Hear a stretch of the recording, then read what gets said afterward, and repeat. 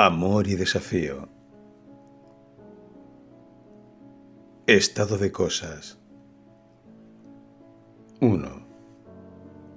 En un mundo de máscaras, he intentado ejercitar el desafío de la transparencia. No he disfrazado jamás ni mi vida ni mi escritura. Sé perfectamente que esto no juega a favor de mi popularidad. Más aún, en un mundo minimalista que huye del dolor hacia la búsqueda del placer inmediato, presintiendo oscuramente, tal vez, la catástrofe que se avecina.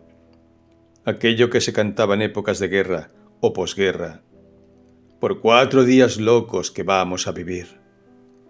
Esa urgencia por tener, disfrutar, escapar, descender hacia cualquier caverna de la ignorancia, con tal de no recordar lo que según tantos no tiene sentido, porque no puede cambiarse la historia. Entristecida y aún desanimada, la pasión se levanta contra todo este gran circo de cobardes almas en pena, que no saben que están en pena y por ello juegan la peor carta que puede jugarse en épocas de grandes crisis mundiales, la carta del olvido. De tal manera que este no intervencionismo del hombre en la historia, este encogerse de hombros ante los fantasmas del pasado y ante los aullidos nefastos del jinete rojo que hoy cruza los cielos de nuestra tierra, regando de sangre la inocencia natural de la vida sucediendo. Este inmenso holocausto mundial, donde según la OMS, de este 4 de febrero del 2023, debe prepararse un plan de emergencia contra las posibles radiaciones nucleares que parecen amenazar desde hace un año el horizonte de todas las esperanzas humanas. Y recomienda proveer a las naciones de medicación y los elementos necesarios para amortiguar los daños de la hecatombe, como si tal cosa fuera posible. He aquí el informe. ¿Guerra nuclear a la vista? Estas son las recomendaciones de la OMS ante una posible catástrofe. Información general. 04 de febrero del año 2023. Fuente Diario Ámbito. El Organismo Internacional de Salud recomienda a los gobiernos del mundo qué hacer ante una posible catástrofe nuclear. Posible catástrofe nuclear. ¿Qué dice la OMS? La Organización Mundial de la Salud, OMS, a través de su plataforma oficial, publicó un listado de medicamentos que los gobiernos deberían empezar a almacenar en modo preventivo en caso de emergencias radiológicas o nucleares, según sostienen en el documento. El anuncio apareció pocas horas luego de que la Unión Europea, UE, advirtiera que Rusia está en guerra con Occidente debido al conflicto con Ucrania. El Organismo Internacional de Salud, dependiente de la ONU, emitió una guía sobre cómo los países del globo deberían actuar para sobrevivir a una posible catástrofe nuclear, a modo de advertencia sobre los usos intencionales de materiales radiactivos con intenciones maliciosas. La subdirectora general interina de la OMS, María Neira, fue quien advirtió que hay muchos gobiernos que hoy en día no están preparados para un posible desastre nuclear o de radiación. En ese sentido, agregó que en emergencias de radiación las personas pueden estar expuestas a las radiaciones en dosis que van desde insignificantes hasta potencialmente mortales, por lo que instó que los gobiernos deben hacer que los tratamientos estén disponibles para quienes los necesitan y de forma rápida, afirmó. Es fundamental que los gobiernos puedan estar preparados para proteger la salud de las poblaciones y responder de inmediato a las emergencias. Esto incluye además a tener los suministros listos de medicamentos que salvarán vidas, que reducirán los riesgos y que tratarán las lesiones causadas por la radiación, agregó la funcionaria del organismo. La OMS destaca además que una reserva nacional normalmente incluye EPPS, kits de trauma, líquidos, antibióticos y analgésicos, aunque desde la entidad internacional declararon: Sin embargo, muchos países aún carecen de los elementos esenciales de preparación para emergencias de radiación. El informe fue publicado después de que se hiciera público que países de Occidente suministraron con tanques de última generación a Ucrania, algo que enfureció al gobierno de Vladimir Putin. En tanto, el Kremlin desplegó una contundente represalia sobre Ucrania que le costó la vida a 11 civiles, según informaron desde Kiev. Además, el mandatario ruso acusó a la OTAN de una provocación flagrante y amenazó con una catástrofe global en respuesta al acuerdo. Como si se tratara de una epidemia, más cuando está en juego la vida de todas las criaturas, ¿deberían las naciones de los organismos de ese calibre hacer una exhortación en pos de la paz, sean cuales fueren los intereses que esgriman desde las grandes potencias?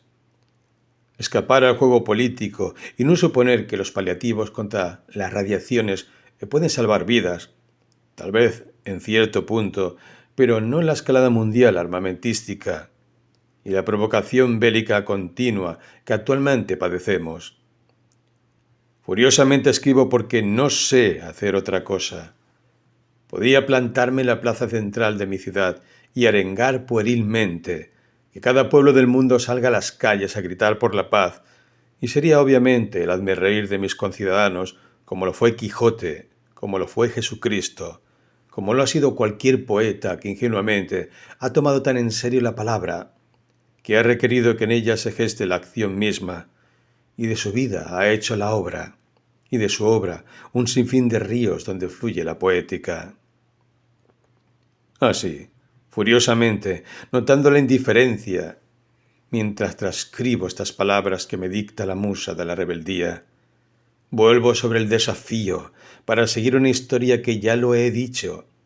Será para el olvido, como es finalmente el contenido esencial de todas las obras, porque ni el pensamiento ni las artes han podido unirse nunca al obcecado sendero de las acciones. Ese ser en el mundo, como diría Hegel, se ignora a sí mismo, actúa por impulso de poder, por pasiones que desconoce, o bien movido por un mecanismo ya desposeído de toda pasión, de todo sentido, incluso de aquel que dice sustentar. Y el jinete del Apocalipsis cruza los cielos del mundo, y el hombre vuelve a disfrutar de su caverna, muy lejos de la luz que alguna vez lo despertara hacia el sentido de la evolución y el reconocimiento del prójimo. He dejado brevemente aquí el estado de cosas actual en el que debe escribir y reescribir el poeta, con la esperanza, como diría Hernández, como un árbol talado que retoña, porque aún tenemos la vida, porque aún tenemos la memoria, única madre del porvenir. 2. Y otra vez, las imágenes se restituyen movidas por la magia del verbo, y aquellos tiempos de luminosa oscuridad surgen como fuentes inagotables que rescatan al náufrago de su presente y lo elevan a la totalidad de la existencia, que es donde late el único sentido del ser. Allá, en esa unidad de tiempos en la que podemos rescatar nuestra partida identidad. Fueron épocas de un fascinante entramado de claroscuros, donde convivían las más diversas pasiones. Se abrían los corazones amordazados, al tiempo que el horror dejaba a pecho abierto un testimonio difícil de tolerar, entre la perplejidad, el deseo, la esperanza, el fluir del amor y la rebeldía. Se fue desarrollando mi existir por esos tiempos. Nuevas luchas nacían al calor de las nuevas libertades. A partir de aquel descubrimiento del amor femenino se abrió un inagotable caudal de posibilidades. Debíamos luchar por nuevas conquistas en el ámbito de los derechos humanos. Estas eran ahora las libertades sexuales. Entre lo íntimo y lo político se desarrolló mi vida por aquella época. Y al tiempo que los derechos de la diversidad se iban abriendo, al son de ellos se levantó de nuevo el estigma. En nuestro país llegó tarde la noticia. tal vez más tarde que el virus. Y el fascismo tuvo nuevas cartas para llevar este horror al sitio de la culpa. El SIDA. Aquel jinete verde cruzó los cielos del mundo. Aquí y allá lo llamaron la peste rosa. A la libertad sexual le siguió la desgracia del castigo bíblico, tal vez casual, tal vez creado en oscuros laboratorios, cuyo fin se ha centrado siempre, como la Santa Inquisición, en impedir el desarrollo ético, la evolución humana en todos sus sentidos. La comunidad homosexual debía pagar por sus libertades. Así nació la lepra del siglo XX. Aquí, como dije, llegó más tarde, como una gran burla a todo aquel fervor desatado. Aún así, el deseo se elevaba por encima del estigma, y el amor se vistió con los colores del arco iris, más allá, mucho más allá del mismo arco iris, donde no pudieran juzgarlo ni establecer parámetros de conductas admitidas o erráticas. El amor sin ataduras vino para quedarse, y las compuertas se abrieron para todas las formas del goce, pues, después de tanto dolor, era necesario, como diría nuestro querido y ya fallecido creador de la comunidad homosexual argentina, Carlos Jáuregui, aprender a gozar, volver al placer como un himno, una fuente de redención contra la oscura y mórbida gesta de fascismo en un mundo siempre al borde del abismo, cuya pieza más fuerte es la muerte. Aun bajo las fauces del divino castigo, había que oponer a esto el amor a la libertad, el poder irrefrenable de la vida. La verdadera Bex. Entonces viniste a mi vida. Te conocí no en un pub, ni en aquellos lugares de perdición que eran los boliches nocturnos. Fue a plena luz del día, en una presentación en la Casa de la Cultura de San Luis. Eras puntana. Me preguntaste si escribía. Te dije que sí. Vos te animaste y me confesaste que tenías varios cuentos que nunca habías mostrado. En particular aquella casa en penumbras que fue la metáfora viva de nuestra relación. Mi verdadera Bex.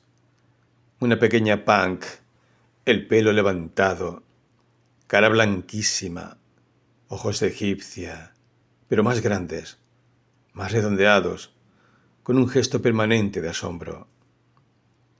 Eras de baja estatura, no como la Bex de mis escritos.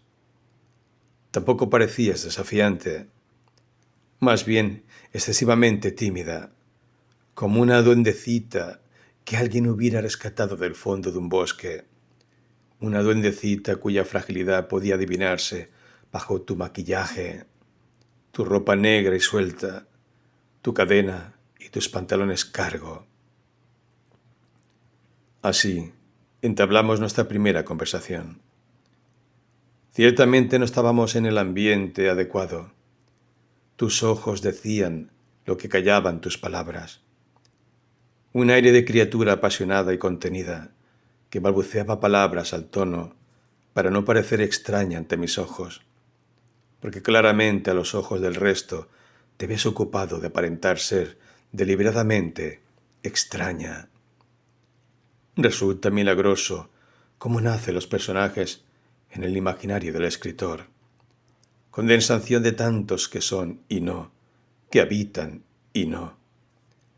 Se mueven los personajes bajo sus propias leyes, enunciando quizás lo que podría ser la esencia de un mensaje repartido en los innumerables seres que hemos conocido y las también innumerables almas que nos transitan, se abren y se marchitan y vuelven a renacer, posiblemente con distinta excusa, con diferentes anécdotas. Así vamos gestando la esencialidad, rescatando de lo banal a aquellos que nos han ido enseñando su centralidad silenciada o apenas esbozada. Existen códigos que por fuerza de la marginalidad las comunidades minoritarias van adquiriendo. No son grandes pancartas ni eslogans. Apenas menudos e imperceptibles gestos que los marginados van estableciendo como un lenguaje detrás del lenguaje. La mirada es uno de ellos.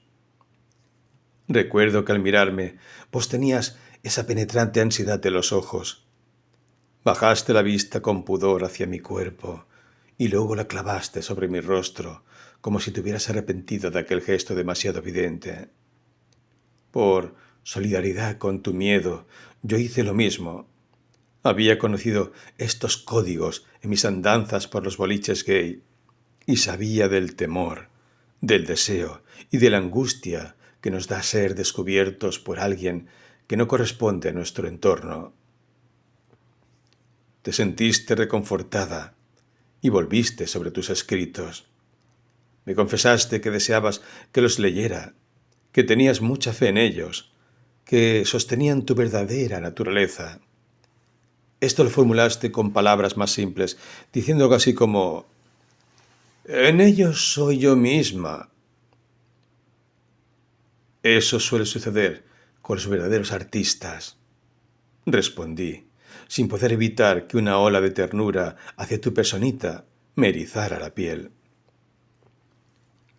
Salimos juntas. Nos despedimos brevemente. Antes me dejaste un papelito con tu dirección. Es una vieja pensión, pero la vieja es copada. Llama cuando quieras.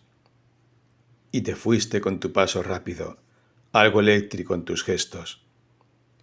Y así sucedió que volvimos a vernos poco después. Yo trabajaba de secretaria en un consultorio médico 3 veces por semana. Solo tenía que atender el teléfono, organizar las historias clínicas. El resto lo repartía entre apuntes de facultad y mi primera novela. Te dije que vinieras y no te hiciste esperar. Muy al contrario de la Bex ficticia. Verte era fácil. Lo que no resultaba sencillo era encontrarte dentro de vos misma. Y aquella tarde tuve una revelación cruenta que al tiempo que nos separó logró unirnos de un modo profundo y eterno. Pues, aunque los años pasen y la vida mute, la verdad como la escultura dentro del mármol queda inmutable en la finalidad de su espíritu. Tocaste el timbre puntualmente a las 5. Yo había preparado un té con magdalenas. Llegaste, nos saludamos brevemente. Te ofrecí asiento. Estabas algo nerviosa. Lo noté por esos mínimos movimientos de tus manos apretándose entre las rodillas. Te dije que te tranquilizaras. Puse el té sobre la mesita ratona y nos miramos. Vos sonrías débilmente sin saber qué decir. Te pregunté por algunas cosas banales. Respondiste escuetamente. Sí, de San Luis vinimos con mi padre y con mi hermano. Ahora me independicé. Tengo una pequeña renta. Me dedico a escribir. Sí, claro que bien. Me lo habías contado el día que nos conocimos. Son cuentos, algo que proviene de mis sueños. Tengo grandes sueños. Te sonrojaste. Yo volví a sentir aquel escalofrío de ternura que me hacía inclinar mi alma hacia tu mundo de manera casi automática. Tomé la taza, te miré detalladamente y de pronto me sobrecogí. ¿Cómo era posible que no las hubiera visto? Dios, ¿qué es eso que tenés en la solapa? ¿Te das cuenta de lo que llevas en la solapa? Beck se encogió de hombros. Sentí que la sangre se me congelaba en las venas.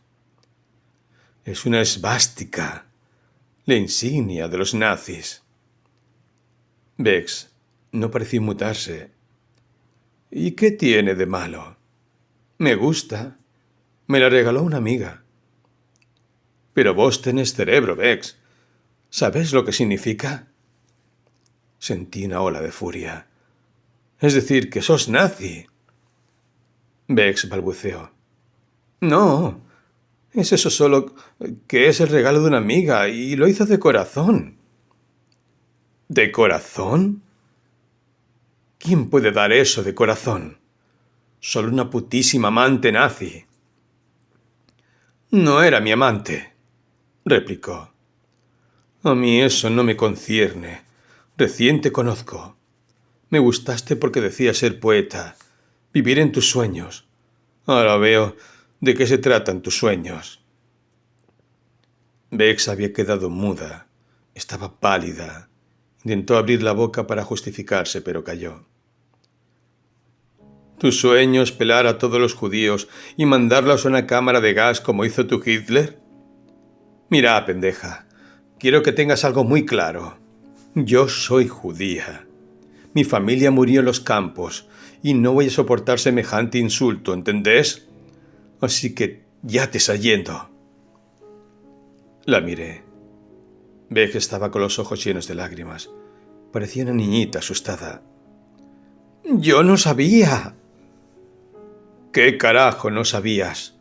¿Tampoco sabías que a los putos y a las tortas también los metían en la cámara de gas tu tercer Reich?